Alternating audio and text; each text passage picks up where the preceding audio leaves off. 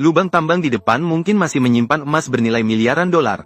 Namun sebuah perusahaan pertambangan besar menghabiskan 3 miliar dolar untuk penambangan. Namun tiba-tiba mengumumkan kebangkrutan dalam waktu singkat, dan mengklaim tidak menemukan emas sama sekali. Namun lebih dari 40.000 anggota koperasi pertambangan setempat sepakat bahwa ini hanyalah alasan perusahaan pertambangan tidak ingin membagikan emas yang mereka temukan. Sekarang tempat ini telah menjadi reruntuhan. Parker yang melakukan ekspedisi ke Brasil berharap menemukan petunjuk di sana, untuk membuktikan apakah emas telah digali dan dibawa kabur atau benar-benar tidak ada hasil. Namun tidak menyangka bahwa proses mencari jawaban ini memberikan Parker kesempatan untuk sekali lagi mengubah nasibnya. Sebuah tambang emas besar yang dapat ditambang selama 10 tahun mulai terungkap.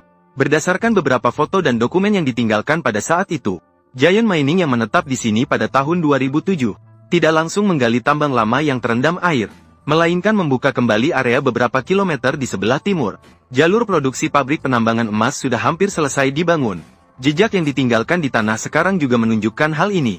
Parker telah terus melakukan penelitian rahasia tentang tambang emas batuan keras. Bahkan berdasarkan beberapa hal di lokasi, dapat dengan tepat menentukan di mana peralatan tersebut ditempatkan pada saat itu. Jadi, dengan mempertimbangkan semua faktor ini, perusahaan pertambangan memang telah siap untuk produksi massal. Namun jika benar seperti yang mereka katakan bahwa kebangkrutan disebabkan oleh ketidakmampuan menemukan emas, namun ada banyak inkonsistensi antara keduanya.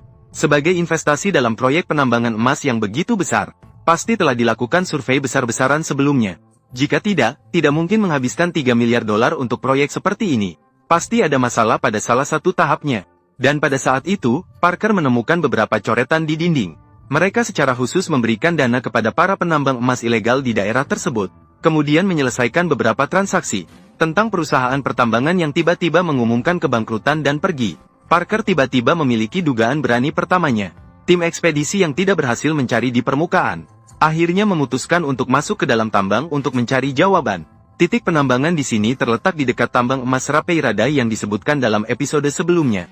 Di dekat tambang emas Rapeirada. Sedangkan tambang emas Rapeirada sejak tahun 1992 ditutup dan berubah menjadi sebuah danau. Ada yang memperkirakan masih ada emas senilai 3 miliar dolar di dasar danau. Sehingga lebih banyak orang berspekulasi dengan berani. Rencana perusahaan pertambangan adalah menggali terowongan sepanjang hampir 2 km.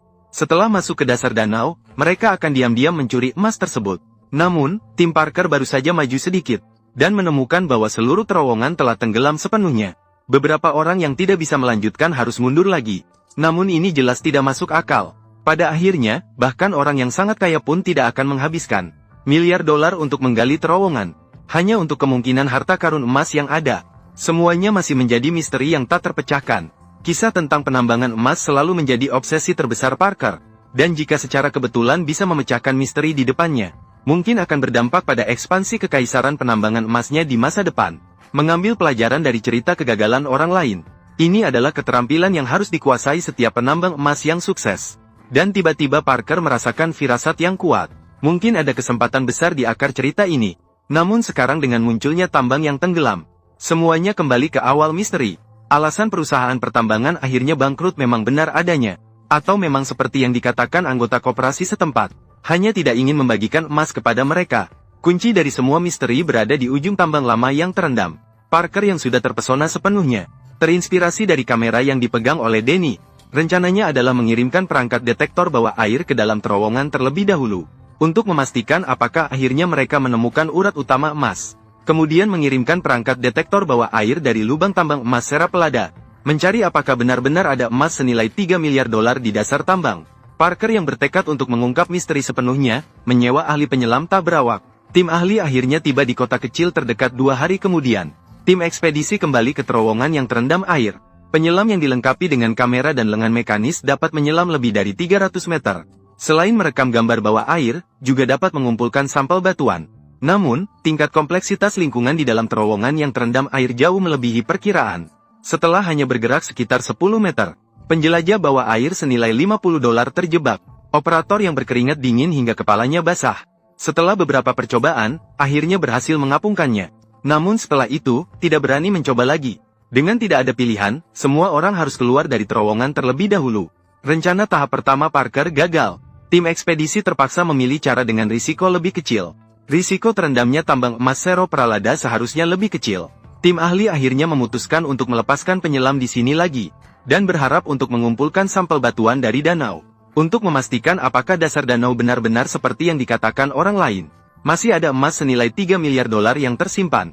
Saat penjelajah terus menyelam ke dasar danau, berbagai alat yang ditinggalkan dari masa penambangan segera muncul di depan semua orang. Setidaknya ini menunjukkan bahwa ada jejak penambangan emas di sini. Bukanlah kebohongan yang dibuat oleh seseorang untuk tujuan tertentu.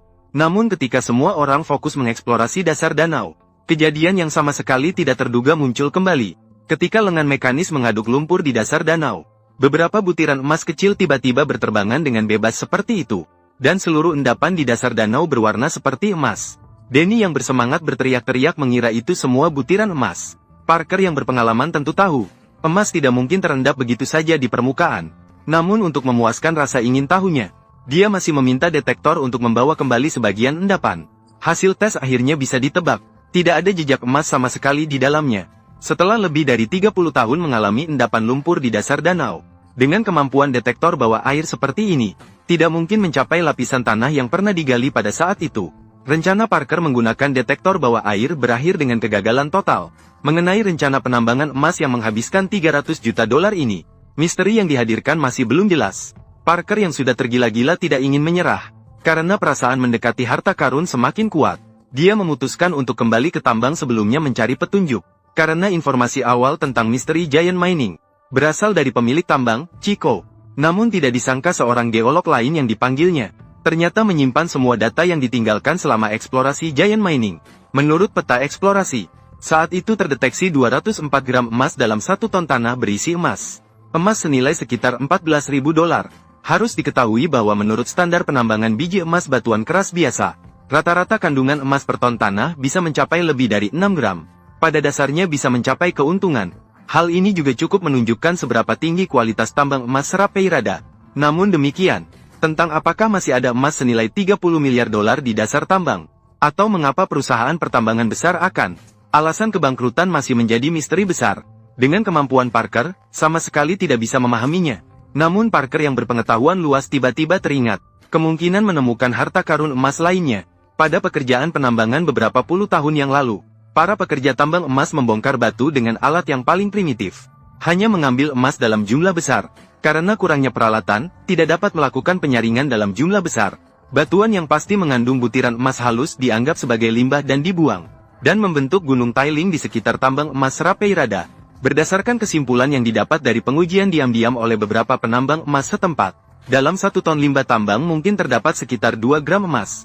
Berharap dapat menemukan beberapa jawaban dari dia. Menghitung secara kasar jumlah tanah di depannya. Jika benar-benar dapat mencapai standar 2 gram emas per ton, hanya limbah tambang yang menumpuk seperti gunung ini bisa disaring. Lebih dari 800.000 ons atau sekitar 25 ton emas. Dan tidak perlu menghapus lapisan penutup atau pekerjaan awal lainnya. Sambil memiliki sumber daya air yang cukup melimpah, keuntungannya jauh lebih tinggi daripada mengekstraksi jumlah emas yang sama di daerah Yukon. Dengan penuh semangat, Parker segera menelepon Liam, ahli eksplorasi yang telah bekerja sama selama bertahun-tahun, berharap bisa menemukan beberapa jawaban dari dia. Namun apakah tempat ini benar-benar akan menjadi tempat penambangan emas yang mengubah nasib kedua yang ditemui Parker setelah Bonanza Creek? Apakah ini adalah tempat penambangan emas kedua yang secara kebetulan mengubah nasib?